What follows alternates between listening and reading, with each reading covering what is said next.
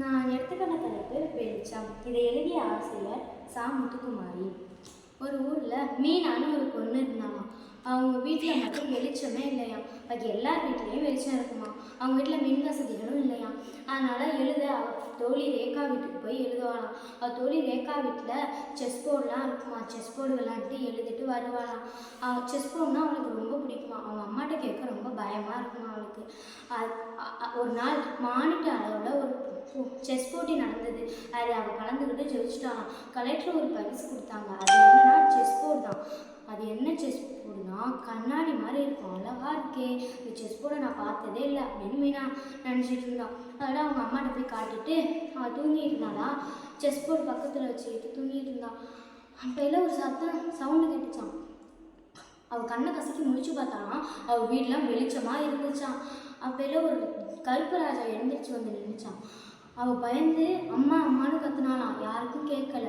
அதோட பயப்படாத மீனா, நான் உனக்கு உதவி செய்ய தான் வந்திருக்கேன் அப்படின்னு சொல்லிச்சான். உனக்கு பேச தெரியுமா அப்படின்னு கேட்டாலாம்.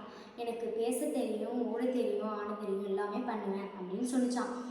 உனக்கு என்ன ஆசை வேணும்னு கேளு, 3 ஆசை சொல்லு, விடியத்துக்குள்ளே சொல்லு, நான் நிறைவேற்றுறேன் அப்படின்னு சொல்லிச்சான். அவன் நினச்சிட்டே வந்தானா. அப்போல்லாம் எனக்கு பறக்கிறதுனா ரொம்ப பிடிக்கும், என்னை உன் செஸ் போர்டில் பறக்க கூட்டிகிட்டு போறியா அப்படின்னு கேட்டாலாம். அவ்வளோதானே சொர்னு மேலே போனாங்களாம்.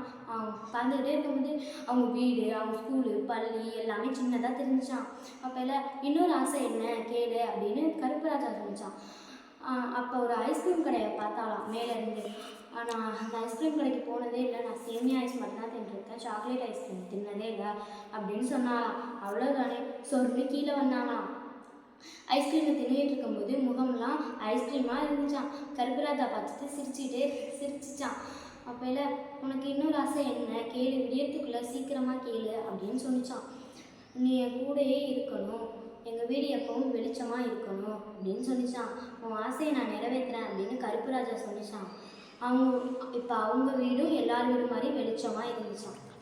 இந்த புக்கிலேருந்து நான் என்ன படித்து தெரிஞ்சுக்கிட்டேன்னா, கஷ்டப்பட்டால் தான் நம்மளுக்கு எல்லாம் கிடைக்கும். பணக்காரங்க ஏழைங்க அதெல்லாம் இல்லை, நம்ம கஷ்டப்பட்டு உழைச்சா நம்மளுக்கு எல்லாம் கிடைக்கும். வாசிப்பே நேசி.